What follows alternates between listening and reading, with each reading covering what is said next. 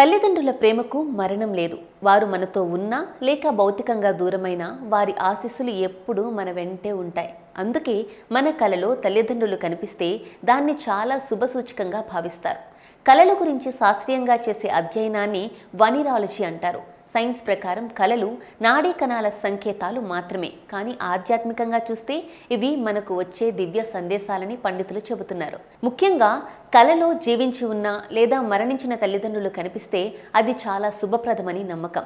మీరు ఏదైనా కొత్త పని ప్రారంభించాలనుకుంటున్న సమయంలో తల్లిదండ్రులు కలలోకి వస్తే ఆ పనిలో విజయం ఖచ్చితంగా సాధ్యమవుతుందని చెబుతారు.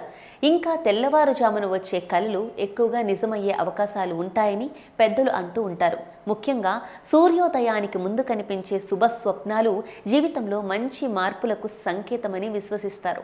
ఒకవేళ మీ కలలో తల్లిదండ్రులు కనిపిస్తే నిద్ర లేవగానే భగవంతుడి నామస్మరణ చేయాలి. అలాగే మనసులోనే తల్లిదండ్రులకు నమస్కరించుకోవాలి.